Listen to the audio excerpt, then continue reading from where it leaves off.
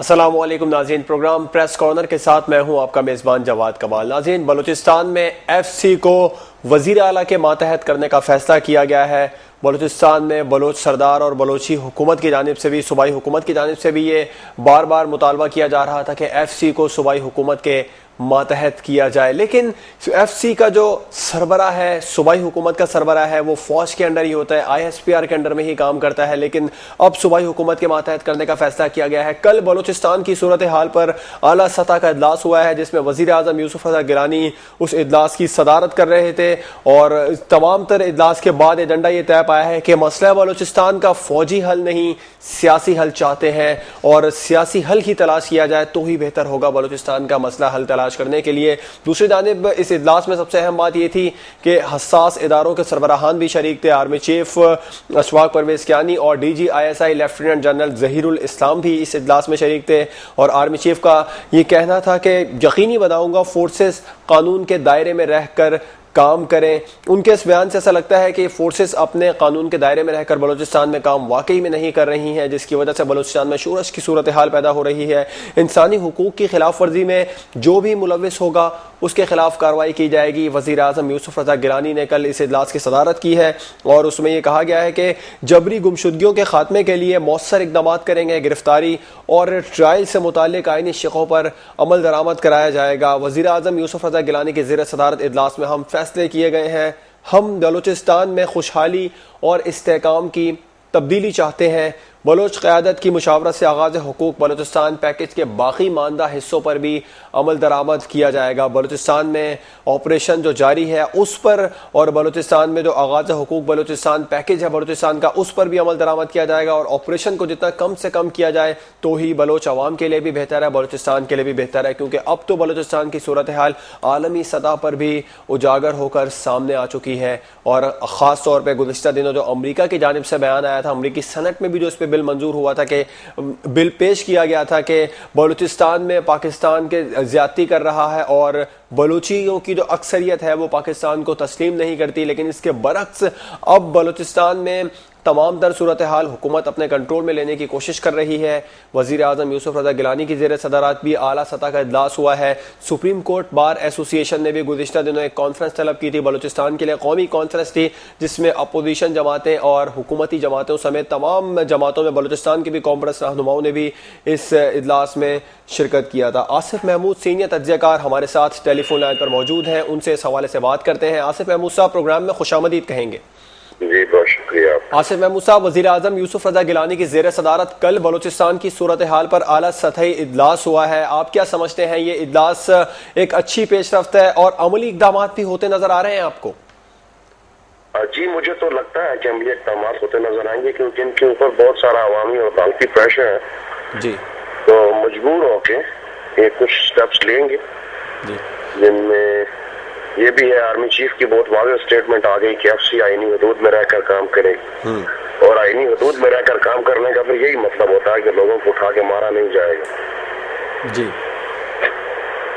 अच्छा, दूसरी जानिब अब ये देखें ना कि एफसी का जो सरबरा है वो तो ISPR के और हमारी आर्मी के ही मातहत होता है।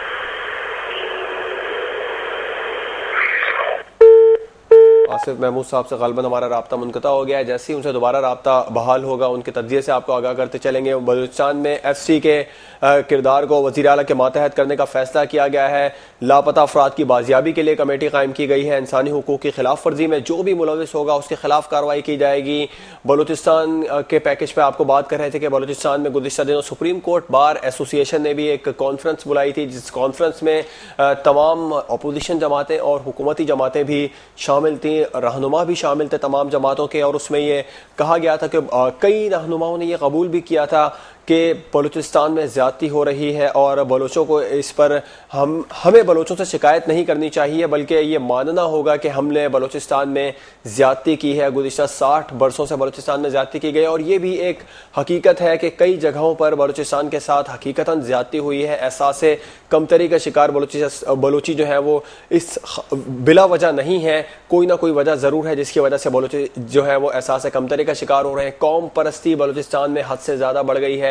कई इलाके बलूचिस्तान में अब भी ऐसे हैं जहां पर 14 अगस्त नहीं मनाई जाती है, यौम आज़ादी की तकरीबात नहीं होती हैं, पाकिस्तान का झंडा नहीं लहराया जाता है। अब इस तमाम तर सूरत हाल के पेश नज़र हुकूमत की जानिब से अमली इक़दाम करने का फैसला किया गया है। कभी वज़ीर आज़म की ज़ेर सदारत इजलास हो रहा है और ये एक अच्छी पेशरफ्त है कि बलूचिस्तान में ऑपरेशन की बात नहीं हो रही है, वरना जब भी कोई भी हुकूमत होती है बलूचिस्तान में ऑपरेशन की ही बात होती है। गुज़िश्ता दौर जो मुशर्रफ दौर था, उस दौर के अंदर भी बलूचिस्तान में ऑपरेशन किया गया, शदीद ऑपरेशन किया गया था। बलूचिस्तान के जो सबसे बड़े सरदार रहनुमा थे अकबर बुगटी, उनको फौजी जो है वो ऑपरेशन करके कत्ल किया गया। उसके बाद उससे पहले जो है बलूचिस्तान में जुल्फ़िकार अली भुट्टो के दौर में भी ऑपरेशन किया गया था, कौम परस्तों के खिलाफ ऑपरेशन किया गया था।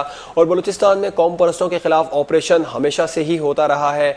इसी वजह से बलूचिस्तान में कौम परस्ती ने ज़्यादा पनपी है, कौम परस्ती। और अब भी इस वक्त बलूचिस्तान में कौम परस्ती जिस कदर है शायद दीगर सूबों में इतनी ना हो। और अब बलूची जो है वो ये शिकायत करते नज़र आ रहे हैं कि बलूचिस्तान में FC काम कर रही है, सिक्योरिटी फोर्सेस काम कर रही हैं, एजेंसियां काम कर रही हैं। लापता अफराद की बाजियाबी के लिए भी बलूचिस्तान में कैंप लगाए गए हैं। Supreme court registry, Quetta registry में chief justice of Pakistan Iftikhar Mohammad Chaudhry भी गए हैं। उन्होंने हुकूमत को भी तंबीह की थी कि अगर जो है वो लापता अफराद की बाजियाबी ना की गई और बलूचिस्तान के हालात को कंट्रोल ना किया गया तो एमरजेंसी भी लगाई जा सकती है। और सख्त जो है वो तनकीद की थी चीफ जस्टिस ऑफ पाकिस्तान ने, और उन्होंने ये भी कहा था कि लापता अफराद की जल्द अज जल्द बाजियाबी को यकीनी बनाया जाए। एक कैंप भी इस्लामाबाद में लगाया था जिसकी सदारत आमना मसूद जंजुआ कर रही थी। उसमें भी बलूचिस्तान के कई लापता अफराद की बाजियाबी के लिए लोग कई दिन तक उस धरने में शरीक रहे थे और वो धरना खासी हद तक कामयाब भी रहा था, वो कैंप खासी हद तक कामयाब भी रहा था। कल सीनियर तज्जियाकार आसिफ महमूद साहब हमसे बात कर रहे थे, उनका ये कहना था कि उस कैंप के जरिए भी बहुत सारे लोग बाजियाब कराए गए थे, वो कैंप भी बड़ा कारआमद रहा था। और अब chief justice of Pakistan Iftikhar Mohammad Chaudhry Quetta registry, supreme court registry में जो है उन्होंने जाके जब खुद नोटिस लिया है इसका, उसके बाद भी कई लोगों की बाजियाबी यकीनी हुई है। और अब जो बाकी लोग बलूचिस्तान के लापता अफराद हैं, किन की तहवील में है, एजेंसियों की तहवील में है या हुकूमत की कहीं भी है, वो उन लोगों को अब तक बाजियाब नहीं कराया गया। आसिफ महमूद साहब से हमारा राब्ता बहाल हुआ। आसिफ महमूद साहब, लापता अफराद की बाजियाबी के इकदाम को आप कैसा देख रहे हैं? आप देख रहे हैं कि लापता अफराद की बाजियाबी मजीद भी यकीनी होगी?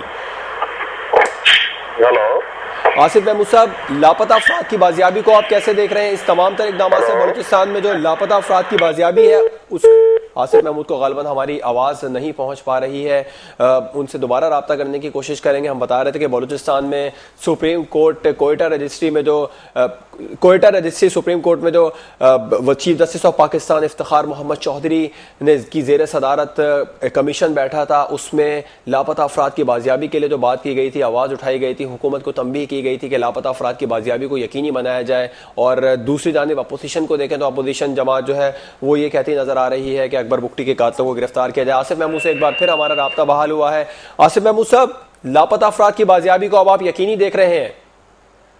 यकीनी तो मैं नहीं देखा है, लेकिन मैं एक पेशरफ जरूर देख रहा हूँ, बेहतरी की तरफ हालात जा रहे हैं। अपोजिशन का किरदार, हुकूमत के किरदार को बलूचिस्तान में अब आप किस तरह देख रहे हैं? खास तौर पे हमारा एक अलमिया है आसिफ महमूद साहब, अमेरिका की जानिब से जब सेनेट में बिल पेश किया गया उसके बाद बलूचिस्तान पर ज्यादा तवज्जो दी गई है। आप नहीं समझते कि देर ज्यादा हो गई है? देर किसी वक्त भी नहीं होती जी, बल्कि देर अगर थोड़ी सी हो भी जाए तो क्या दें, देर है दुरुस्त है, अच्छे काम में कोई देर नहीं होती। आप जब भी शुरू कर लें, आपको जब भी आया आ जाए, आपको जब भी अक्ल आ जाए, वो अमरीकियों के बिल की सूरत में आ जाए या वो अपने खून से आ जाए, कहीं तो आपको अकल आया, खुदा का खौफ आ गया तो बड़ी बात है कि इस तरह से भी आ गया। एक आप इसको भी एक ब्लेसिंग इन डिस्गाइज समझेंगे, चले उससे अकल हासिल कर लिया। मशरकी पाकिस्तान में लोगों को मार के हमने अकल हासिल नहीं किया, चले एक अमरीकी करारदाद से डर गए, खुदा हो गए, अकल हासिल कर लिया, जो भी हो गया। एक चीज तो अच्छी है, आप अच्छी शुरुआत किसी वक्त भी करें वो अच्छी होती है। जी, अच्छा आसिफ महमूद साहब, एजेंसियों से बहुत ज्यादा शिकायत करते नजर आते हैं बलूची कौम परस्ती, बलूची अवाम भी। एजेंसीज के किरदार को आप किस तरह देख रहे हैं बलूचिस्तान में? आसिफ महमूद साहब से गालिबन एक बार फिर हमारा राब्ता मुनक़ता हुआ है। गालिबन किसी ना किसी फ़नी ख़राबी के बायस उनसे हमारा राब्ता मुनक़ता हो चला जा रहा है। बलूचिस्तान में FC को वज़ीर आला के मातहत करने का फ़ैसला किया गया है। मुज़ाकरात और लापता अफराद की बाजियाबी के लिए भी एक कमेटी कायम कर दी गई है और उम्मीद की जा रही है कि बलूचिस्तान में लापता अफराद को बाजियाब कराया जाए। इंसानी हुकूक़ की खिलाफ वर्जी में जो भी मुलविस होगा कार्रवाई होगी। जबरी गुमशुदगियों के लिए मौसर इक़दाम करना होंगे। एक लाइव कॉलर है हमारे साथ फैसलाबाद से। जी अस्सलाम वालेकुम। हेलो, अस्सलाम वालेकुम, कौन साहब बात कर रहे हैं, कहाँ से? तारिक बोल रहा जी फैसलाबाद से। जी तारिक, क्या कहेंगे? हेलो तारिक, क्या कहेंगे आप? बलूचिस्तान के जो इशू पे बात हो रही है, वजीर आला के मातहत करने का फैसला किया गया है, एफसी को भी लापता अफराद की बाजियाबी के लिए भी कमेटी कायम की गई है। जी, मैं तो ये कहूंगा जी, जब तक ये लॉ कानूनी या हमारी पुलिस सिस्टम नहीं सही होगा, कभी भी ये निजाम नहीं सही हो सकता। ये देखे ना, पुलिस आप पंजाब में भी देखें, बलोचिस्तान में हर जगह पुलिस का निजाम है ही ना होने के बराबर है। अब इंग्लैंड में देखा, 3 रोज में उन्होंने इतने हंगामे हुए, 3 दिन में उन्होंने काबू पा लिया। ये कोई मुश्किल काम नहीं है, सिर्फ इसमें जो है ना ईमानदारी और सही नीयत की जरूरत है। ये नीयत ही नहीं इनकी ठीक, हुक्मरानों की, ये कैसे सही हो सकता है?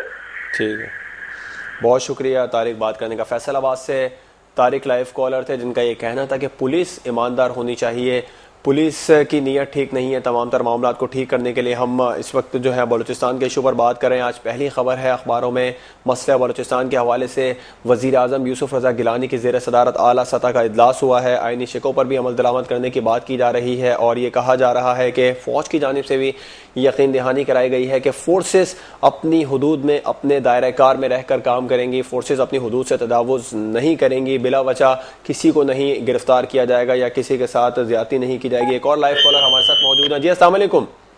वालेकुम अस्सलाम, मेरा नाम शरीफ सियालवी है, रंजना कब्रिस्तान जिला अटक का नाज़िम हूँ। जी शरीफ, ये कहना है कि अभी तक तो जो कुछ हो रहा है बलूचिस्तान में, वो सिर्फ ये है कि जो फॉरेन एजेंसीज काम कर रही हैं, और हम ये वार्न करना चाहते हैं इंडियन और अमेरिकन को कि अगर तुमने चंद मीट सादिक और मीट जासूस खरीद के लिए हैं, तो पाकिस्तान की अक्सरियत पाकिस्तान के साथ है।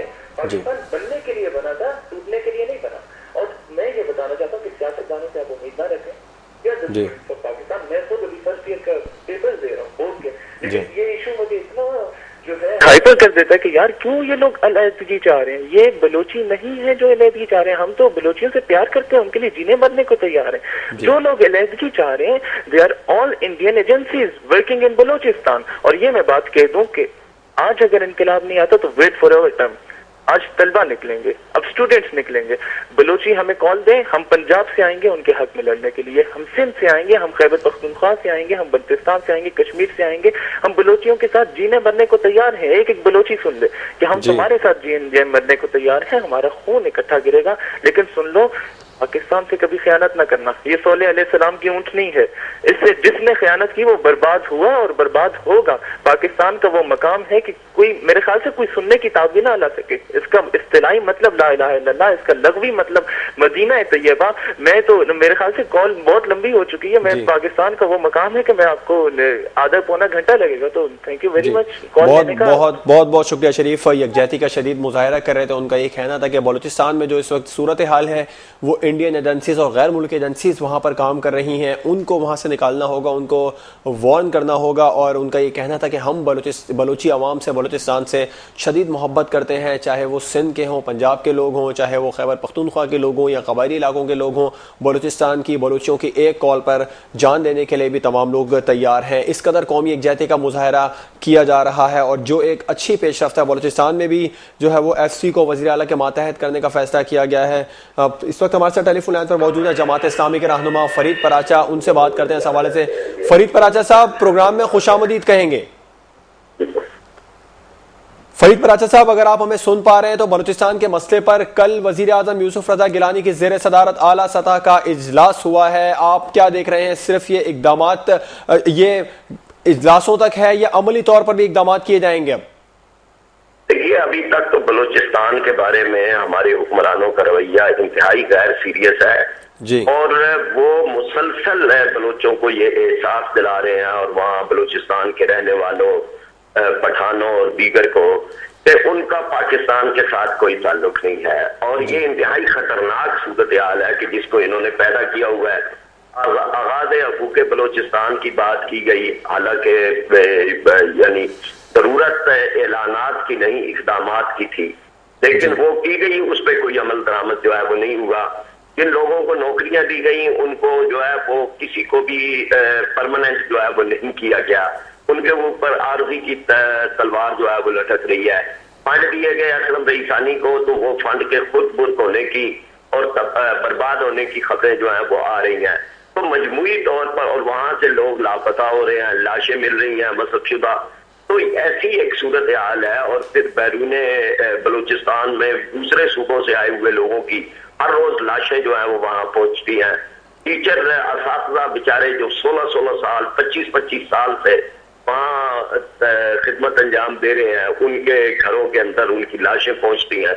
तो ये सूरत हाल है, इसमें हुकूमत कतन सीरियस नहीं है। उनके सामने बड़े अहम मौजूआत हैं। उन्हें स्विट्जरलैंड के बैंकों में अपनी रकम जो है वो खुर्द की हुई पाकिस्तान से वो बचानी है, उन्हें अदालत का मुकाबला करना है, उन्हें अपने बेटों को की करप्शन को छुपाना है।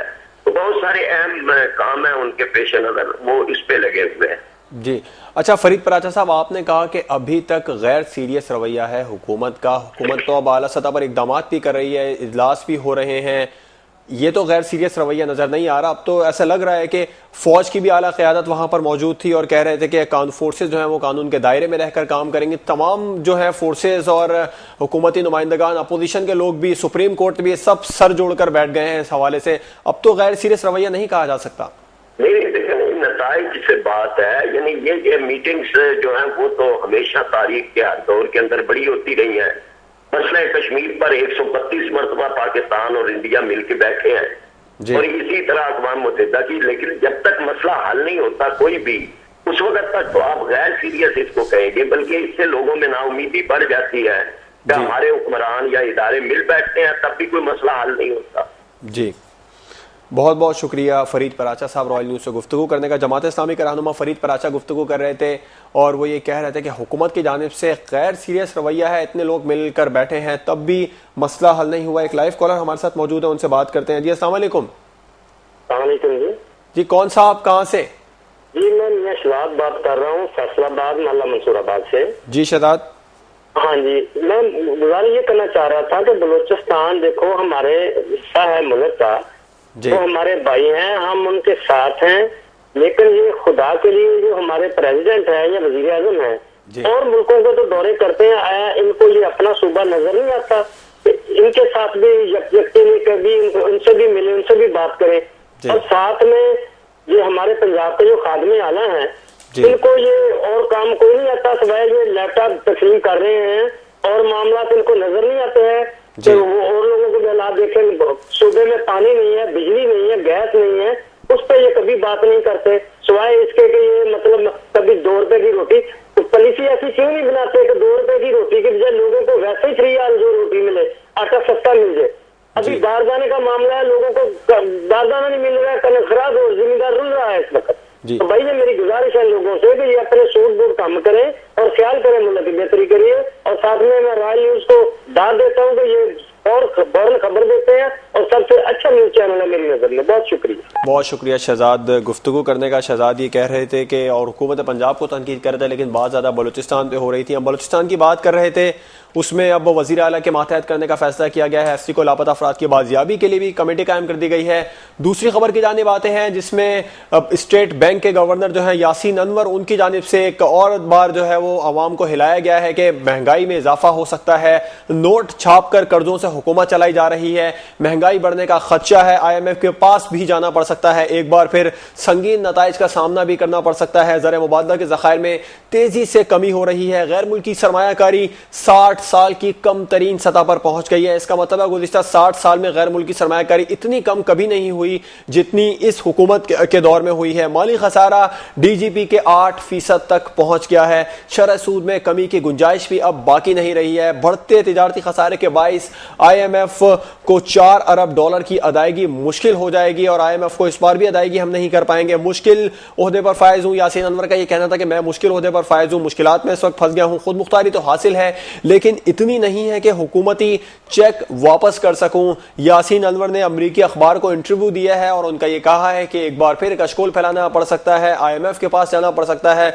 नोट छाप कर कर्जों से हुकूमत चलाई जा रही है। इस वक्त हमारे साथ टेलीफोन लाइन पर मौजूद है माहिर माशियात सबा खान, उनसे बात करते हैं इस हवाले से। सबा खान, यासीन अनवर ने गैर मुल्की चैनल को इंटरव्यू दिया है, उसमें उनका ये कहना है कि IMF के पास जाना पड़ सकता है, एक बार फिर कर्जे जो है वो लेने के लिए नोट छाप कर जो है कर्जों से हुकूमत चलाई जा रही है, महंगाई बढ़ने का खदशा है, महंगाई भी और बढ़ने का खदशा है। किस हद तक और महंगाई बढ़ेगी और इस पर कंट्रोल कैसे किया जा सकता है? देखिए, यासीन अनवर साहब ने कहा है कि हमें ये कर्जे उतारने के लिए जो भी IMF से लिए हुए हैं, हमें मजीद कर्जे लेने पड़ेंगे क्योंकि फॉरेन रिजर्व हमारे बहुत कम रह जाएंगे।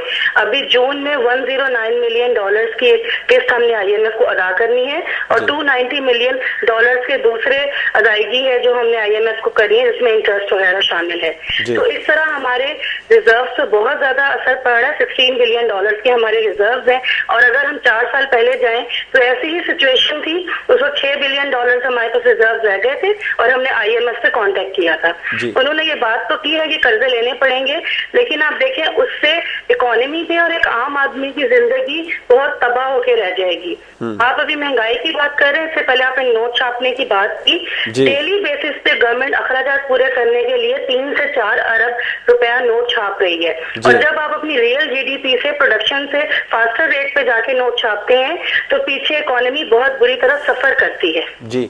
और महंगाई की जो आप बात कर रहे हैं, महंगाई का तो बहुत बुरा तूफान आने वाला है। यहाँ पे हर चीज आपको बढ़ती नजर आएगी। एक तो हमारा रुपया डीवैल्यू हो रहा है और आप इंटरनेशनली देखें कि मार्केट में अभी फिलहाल ऑयल की कीमत कम है, लेकिन ये फिर $100 तक जा सकती है। तो उस सूरत में एक तरफ आपका रुपया डीवैल्यू हो रहा है और ऑयल की प्राइसेस बढ़ेंगी, आपकी दूसरी खाद है, इन सब की प्राइसेस बढ़ेंगी और इम्पोर्ट्स यहाँ पे एक्सपेंसिव होती जाएंगी। इम्पोर्ट्स एक्सपेंसिव होगी उसी तरह आपकी प्रोडक्शन एक्सपेंसिव हो जाएगी और उसका असर आपकी हर चीज पे पड़ेगा। सबा खान, आलमी मंडियों में तेल की कीमत कम हुई है, हमारे यहाँ तेल की कीमत और बढ़ने का खदशा है। दूसरी जानिब इस पर कंट्रोल किस तरह पाया जा सकता है, खुसूसन महंगाई पर?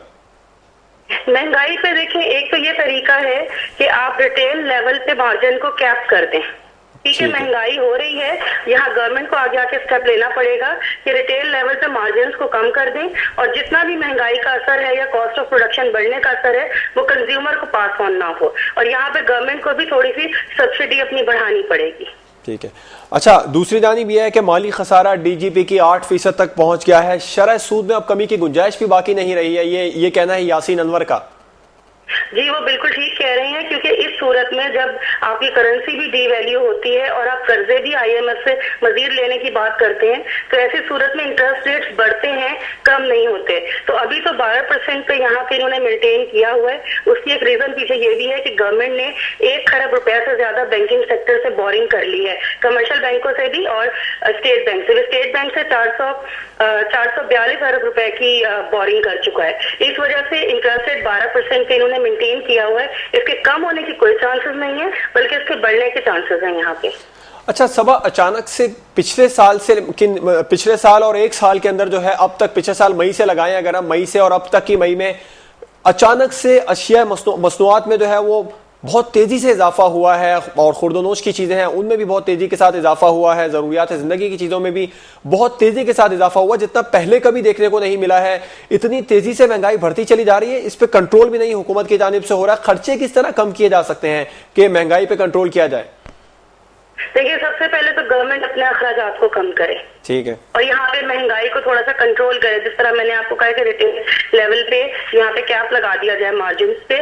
उसके अलावा एक्सपोर्ट वॉल्यूम को बढ़ाएं। जब तक आपके मुल्क में रेवेन्यू नहीं आएगा, महंगाई इसी तरह बढ़ती रहेगी।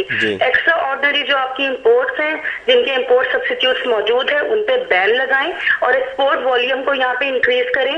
और ये गोल्डन टाइम है जब आपकी करेंसी डीवैल्यू हो रही है, आपकी एक्सपोर्ट्स बहुत अट्रैक्टिव और चीप हो गई हैं, तो यहाँ पे एक्सपोर्ट वॉल्यूम को बढ़ाएं। जितना रेवेन्यू आपके मुल्क में आएगा, इंपोर्ट्स को कम करें, इंपोर्ट बिल कम होगा तो महंगाई थोड़ी सी यहाँ पे बेहतर हो जाएगी। हुकूमती दावे भी होते हैं कि आइंदा बजट में महंगाई जो है वो कंट्रोल कर दी जाएगी, गरीब बजट होगा। एक बार फिर बजट आने वाला है, इसमें आप किस तरह देख रही हैं? क्या ये बजट वाकई ही गरीब दोस्त बजट होगा? मैं तो इस बात से बिल्कुल एग्री नहीं करती, क्योंकि गवर्नमेंट 4 साल से इसी तरह के वादे कर रही है। बिजनेस क्लास भी इस दफा गवर्नमेंट से कोई एतबार नहीं कर रही। बस सिर्फ एक पॉइंट सबके जहन में ये है कि इस गवर्नमेंट का ये आखिरी बजट है, तो ये हो सकता है कि कुछ फैसिलिटीज दे दी जाएं, लेकिन हम बिल्कुल होपफुल नहीं है इस बजट के लिए। बहुत बहुत शुक्रिया सबा खान, रॉयल न्यूज़ से गुफ्तगू करने का। माहिर माशिया सबा खान रॉयल न्यूज़ से गुफ्तगू कर रही थी। उनका यह कहना था कि आइंदा बजट से भी होपफुल नहीं है, खासतौर पर गरीब आदमी की बात तो दूर किनार, जो बिजनेस क्लास लोग हैं वो भी हुकूमत से मुतमईन नजर नहीं आ रहे हैं। महंगाई एक बार फिर बढ़ने का खदशा है। हुकूमती इक़दामात तमाम के तमाम धरे के धरे, हुकूमती दावे एक बार फिर धरे के धरे रहते नजर आ रहे हैं। और स्टेट बैंक के तमाम तर हुकूमती पोल जो है वो स्टेट बैंक के गवर्नर यासीन अनवर ने खोल दिए। उनका यह कहना है कि नोट छाप कर कर्जों से हुकूमत चलाई जा रही रही है। IMF के पास एक बार फिर जाना पड़ सकता है कशकोल के लिए, संगीन नताइज का सामना भी करना पड़ सकता है। भूख जो है वो बढ़ रही है, लोड शेडिंग में इजाफा भी हो गया है, माशी तरक्की की शरह जो है वो भी नीचे आ गई है और गैर मुल्की सरमायाकारी, खास तौर पर गैर मुल्की सरमायाकारी 60 साल की कम तरीन सतह पर है। गैर मुल्की सरमायाकारी पाकिस्तान में तकरीबन बंद होने को है। लोड शेडिंग में इस कदर इजाफा हो गया है कि गैर मुल्की सरमायाकार पाकिस्तान का रुख नहीं कर रहे हैं। दहशतगर्दी में भी इजाफा हो गया है, जिसकी वजह से गैर मुल्की सरमायाकार पाकिस्तान में आकर अपना सरमाया लगाना पसंद नहीं कर रहे हैं। हुकूमत की जानिब से भी कोई ऐसी लालच गैर मुल्की सरमायाकारों को नहीं दी गई है अब तक कि गैर मुल्की सरमायाकार पाकिस्तान आए और आकर पाकिस्तान में सरमायाकारी करें ताकि बेरोजगारी का खात्मा किया जा सके, बेरोजगारी पे कंट्रोल किया जा सके, महंगाई पे कंट्रोल किया जा सके। बढ़ते तिजारी खसारे के बायस IMF को भी $4 अरब की अदायगी मुश्किल हो गई है। एक लाइव कॉलर हमारे साथ मौजूद है। जी अस्सलाम वालेकुम। हेलो, अस्सलाम वालेकुम, कौन बात कर रहे हैं, कहां से? उमर गुलजार बात कर रहा हूँ। जी उमर गुलजार, क्या कहेंगे आप? यार, ये जो बलोचिस्तान का मसला हमसे हल नहीं हो रहा है, इस सिलसिले में मैंने कहना था कि खुदा रहा ये जो हमारे हुक्मरान है ये इस बारे में सोचें कि वो भी हमारे भाई हैं यार, और ये हमारे मुल्क में जितनी भी ये सारी जवाली है ये सारी उन्हीं की वजह से आ रही है, हमारे हुक्मरानों की वजह से। ठीक है उमर गुलजार, बलूचिस्तान के मसले पर बात हो गई। इस वक्त महंगाई पे बात हो रही है।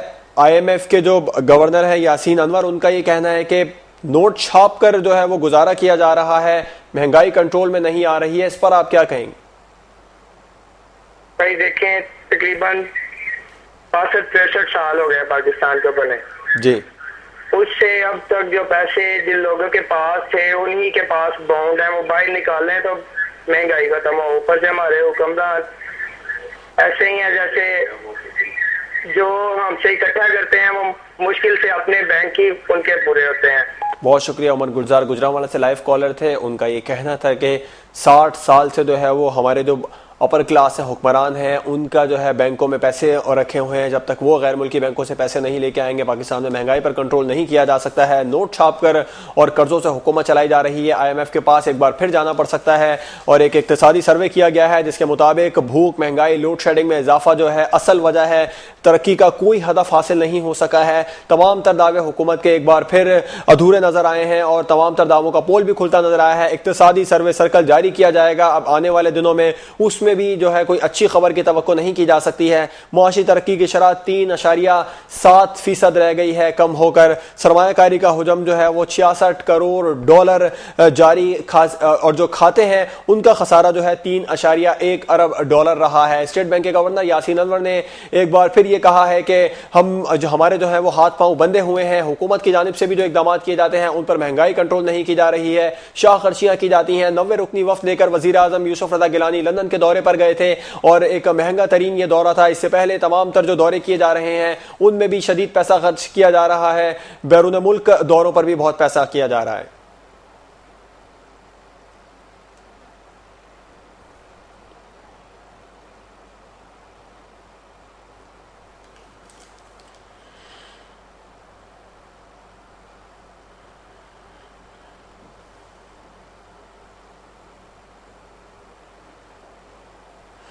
बात कर रहे थे कि नोट छापकर कर्जों से हुकूमत चलाई जा रही है, महंगाई बढ़ेगी। गवर्नर स्टेट बैंक का ये कहना है। IMF के पास जाना पड़ सकता है, संगीन मसाइल का सामना करना पड़ सकता है। हुकूमत के तमाम तर पोल एक बार फिर खुले हैं। एक लाइव कॉलर हमारे साथ मौजूद है फैसलाबाद से। जी अस्सलाम वालेकुम। वालेकुम सलाम। भाईजान, आप महंगाई की बात कर रहे हैं जी। महंगाई तो तब खत्म होगी ना जब मौजूदा रेट जो गैर मुल्की सरमायाकारी है वो अपने लगाते हैं सोने के हिसाब से मजदूरी। जी। हमारे मुल्क में बेनजीर खुद लेके आने चाहती थी, बेरोजगारी तब खत्म हो गई जब मौजूदा रेट सोने का होगा, वही रेट मजदूरी होगी। जी। मजदूरी जब भी खत्म हो सकती है महंगाई, जब मौजूदा रेट का सोने का रेट पर मजदूरी होगी तो खुशहाली आएगी मुल्क में। जी जी ठीक है, बहुत शुक्रिया। फैसलाबाद से लाइव कॉलर हमारे साथ मौजूद थे, बात कर रहे थे कि महंगाई पर कंट्रोल किया जाए, मजदूरों की जो है मजदूरी पूरी दी जाए। और अब हम बात करते हैं कराची की सूरत हाल पर। एक बार फिर कशीदगी कराची में नजर आ रही है। कल भी कराची में 7 अफराद जाँ बाक हो गए हैं दहशतगर्दी के बायस, और आज सुबह से भी कराची के हालात कुछ ठीक नहीं है। सिविल जज की गाड़ी पर फायरिंग की गई है जिसके नतीजे में वो शदीद जख्मी हुए हैं। FP एरिया का इलाका था जहां फायरिंग की गई, उसके बाद कराची के इलाके औरंगी टाउन, और आज सुबह 8 बजे की यह सूरत हाल है कि इस कदर हालात कशीदा हुए हैं कि शहर की सूरत हाल, शहर के बाजार एक बार खुलने से पहले ही ही बंद हो गए हैं। कल भी सारा दिन कराची में कशीदगी रही है। कराची के हालात कल भी हुकूमत के कंट्रोल में नहीं रहे हैं। लोड शेडिंग से ही आवाम पहले परेशान है, दूसरी तरफ टारगेट किलिंग का खात्मा नहीं किया जा सका है अब तक कराची में। और आज सुबह भी कराची के हालात इंतहाई खतरनाक ही नजर आए हैं। कराची की सूरत हाल से आपको आगाह करें तो गुज़िश्ता 10 सालों में कराची में टारगेट किलिंग की शरह इंतहाई खतरनाक हद तक बढ़ी है। गुज़िश्ता 10 सालों में भी 2001 में कराची में 500 लोगों का कत्ल हुआ था टारगेट किलिंग के बाइस। उसके बाद अगर 2005 की बात करें तो 2005 में कराची में टारगेट किलिंग में सिर्फ 300 लोग कत्ल हुए थे। लेकिन जैसे ही 2008 आता है तो कराची की टारगेट किलिंग में खतरनाक हद तक इजाफा होता नजर आता है। 788 लोग जो हैं वो कत्ल हुए 2008 में। 2009 में 900 के करीब ये शरह चली गई। उसके बाद 2010 में 1000 से तजावुज किया और 2011 में तकरीबन 1600 लोग कराची में जान से हाथ धो बैठे थे। और अब 2012 चल रहा है, सैकड़ों की तादाद में लोग अब भी कराची में जान से हाथ धो बैठे हैं। टारगेट किलिंग पर हुकूमत की जानिब से किसी भी किस्म के तमाम तर जो इकदाम किए जा रहे हैं वो अधूरे नजर आ रहे हैं कराची में। और एक बार फिर सूरत हाल इंतहाई खतरनाक होती नजर आ रही है। इस बार सूरत हाल थोड़ी सी मुख्तलिफ है। अवामी तहरीक की रैली पर जो फायरिंग की गई थी वो महाजिर सूबे के खिलाफ वो तहरीक जा रही थी, उसकी रैली पर फायरिंग की गई, जिसके बाद हालात कुछ ज्यादा कशीदा होते नजर आए। कभी नवाब शाह पर बस पर फायरिंग की गई। उस तमाम तर जो टारगेट किलिंग का नतीजा है उसका अब नवाब शाह में भी असरात पड़ रहे हैं। सिंध के दीगर शहरों में भी उसके असरात पड़ते नजर आ रहे हैं। सखर में भी टारगेट किलिंग हो रही है। कराची में अवामी तहरीक की रैली पर फायरिंग के बाद महाजिर सूबे की तहरीक भी जोर पकड़ती जा रही है। महाजिर सूबे के हक में रैलियां निकाली जा रही हैं, जिसके बाद MQM के जो रहनुमा है उनका यह बयान सामने आया कि हम महाजिर सूबे के हक में नहीं हैं, हमारी किसी भी किस्म की सपोर्ट इन लोगों को हासिल नहीं है जो रैलियां निकाल रहे हैं। ये महाजिर एक अलग तंजीम है, महाजिर राब्ता कौंसिल है, जिसकी जानिब से ये रैलियां निकाली जा रही हैं कि महाजिरों को उनके हकूक दिए जाए। लेकिन अवामी तहरीक की जानिब से भी सिंध के जो कौम परस्त रहनुमा है उनकी जानिब से भी ये बयान सामने आ रहे हैं। उनका ये कहना है कि जिस किसी को भी महाजिर सूबा बनाना है वो इंडिया में जाकर सूबे बनाए, पाकिस्तान में सूबे बनाने की अब कोई गुंजाइश नहीं है। सिंध की तकसीम किसी भी सूरत कबूल नहीं की जाएगी, सिंध की तकसीम हो या किसी और सूबे की तकसीम हो। लेकिन कराची में हालात एक बार फिर कशीदा होते नजर आ रहे हैं। वजह कुछ भी हो, चाहे सियासतदानों की आपस की लड़ाई हो, चाहे कौम परस्ती की लड़ाई हो, सिंध को बांटने की बात हो, कराची में लाशें गिर रही हैं जिस पर हुकूमत की जानिब से कोई इकदाम अब तक नहीं किए जा रहे हैं। सुबह को घर से निकले शख्स को ये यकीन नहीं होता, उसकी फैमिली को यकीन नहीं होता कि वो शाम तक वापस घर पहुंच भी सकेगा या नहीं। कराची में सूरत हाल इस हद तक कशीदा है, जिंदगी की गैर यकीनी सी सूरत हाल है। एक लाइव कॉलर है जी, अस्सलाम वालेकुम। कौन साहब बात कर रहे हैं, कहां से? जी वालेकुम सलाम, कौन बात कर रहे हैं, कहां से? जी सर, मैं अब्बास बात कर रहा हूँ गुजरांवाला से। जी अब्बास, क्या मैसेज देंगे कराची की सूरत हाल पे? सर मेरा मैसेज ये है कि ये पीपल पार्टी, ANP, MQM ये तीनों जमातें खत्म हो जाए कराची से, पूरे पाकिस्तान में अमल हो। जी बहुत शुक्रिया। अब्बास गुजरांवाला से हमें मैसेज दे रहे थे। उनका ये कहना था कि कराची में जो है वो तीनों कराची की बड़ी पार्टियां खत्म हो जाएं, कराची में अमन कायम किया जा सकता है। कौम परस्ती की लहर कराची में बढ़ती हुई आज सुबह से भी हालात कशीदा ही नजर आए हैं। 7 अफराद कल जान से हाथ धो बैठे हैं। सिविल जज की गाड़ी पर फायरिंग की गई है आज FP एरिया के इलाके में, जिसके बाद औरंगी टाउन के भी कई इलाकों में कशीदगी पाई गई। 2 अफराद को जख्मी कर दिया गया फायरिंग करके। कई बाजार जो है वो अभी खुलने से पहले ही कराची में बंद हो गए हैं। एक यकीनी सी सूरत हाल, गैर यकीनी सी सूरत हाल के कराची में आज भी बाजार सारा दिन बंद ही रहने की तवक्को की जा रही है, क्योंकि सुबह ही हालात कशीदा होते नजर आ रहे हैं और हुकूमत, पुलिस तमाम तर बेबस नजर आ रहे हैं। कराची में रेंजर्स भी बेबस नजर आ रही है। इतनी तमाम तर सिक्योरिटी के बावजूद भी दहशतगर्द आते हैं, फायरिंग करते हैं, टारगेट किलिंग करते हैं, उसके बाद चले जाते हैं। लूट मार लगी हुई है। अंधेर नगरी चौपट राज कराची में कायम किया गया है। एक अफसोसनाक की सूरत हाल है। एक और खबर हम शामिल करेंगे कराची के हवाले से ही कि कराची में भी जो महाजिर सूबे की तहरीक जोर पकड़ती जा रही है, ये भी एक कशीदगी की जानिब बढ़ने का इशारा है। इसको भी सियासतदानों को, बड़ी जमातों के सियासतदानों को आपस में आकर मिल बैठ कर तमाम तर मामलात हल करना होंगे। आवाम को बताना होगा कि आपस में इस तरीके से नहीं लड़ना होगा, चाहे वो महाजिर सूबे की तहरीक हो, चाहे वो कराची में टारगेट किलिंग के खिलाफ तहरीक हो, या किसी सियासी जमात का जलसा हो। कत्लो गारतगिरी की सियासत, खून रेजी की सियासत का खात्मा जब तक नहीं होगा कराची में अमन कायम नहीं हो सकेगा। अब हम बात करते हैं स्पोर्ट्स की। एक दफा फिर जिल्लत है बरास्ता हॉकी के जरिए पाकिस्तान को कल शिकस्त का सामना करना पड़ा था। जनूबी कोरिया से भी पाकिस्तान हारा, अर्जेंटीना से भी हारा है। आज पाकिस्तान का मुकाबला अजलान शाह हॉकी टूर्नामेंट में होने जा रहा है मलेशिया से, मेजबान मलेशिया से। अब देखना यह है कि पाकिस्तान मलेशिया को किस कदर टफ टाइम देता है। और कल एक अहम तरीन मैच होगा पाकिस्तान का अजलान शाह हॉकी टूर्नामेंट में। अहम प्लेयर्स के बगैर यह मैच होगा भारत के साथ रिवायती हरीफ। और बताते चले कि 8 खिलाड़ियों को हॉकी फेडरेशन की जानिब से जुर्माना भी आयद किया गया है अजलान शाह हॉकी टूर्नामेंट में। जो पाकिस्तानी टीम ने बदतरीन परफॉर्मेंस दिखाई है हॉकी टीम ने, उसके बाद 8 खिलाड़ियों पर पीएसएफ की जानिब से भी जो है वो जुर्माना लगाया गया है। हॉकी फेडरेशन की जानिब से भी रेहान भट्ट और शकील अब्बास सीनियर प्लेयर हैं, इन पे 10-10 लाख रुपए जुर्माना। वर्ल्ड हॉकी सीरीज खेला इन्होंने, कौमी हॉकी को साइड में रखकर वर्ल्ड हॉकी सीरीज को इन्होंने अहमियत दी, जिसके बाइस पाकिस्तानी टीम को शिकस्त का सामना करना पड़ा। 10-10 लाख रुपए रेहान भट्ट और शकील अब्बासी को जुर्माना करना पड़ा। दूसरी जानिब वसीम, जिशान, इमरान वारसी, अदनान, मकसूद, तारिक अजीज और मुदस्सिर अली को 2.5 लाख रुपए जुर्माना अदा करना पड़ेगा। हॉकी खिलाड़ियों को 7 यौम के अंदर जो है वो अपील करने का हक भी हासिल है। पाकिस्तान हॉकी फेडरेशन ने एक्शन लिया है। अजलान शाह हॉकी टूर्नामेंट में कमजोर टीमों के हाथों शिकस्त के बाद आज मलेशिया से मैच है पाकिस्तान का। कल पाकिस्तान का टाकरा होगा भारत से। और हॉकी खिलाड़ी जो है उनका ये कहना है कि 10 लाख रुपए जो है वो जुर्माना हम साल में भी नहीं कमाते हैं, 10 लाख रुपए का जुर्माना कैसे अदा करेंगे। प्रेस कॉर्नर से आज तक के लिए इतना ही। आपसे मुलाकात होगी इंशाअल्लाह कल। इजाजत दीजिए, अल्लाह हाफिज।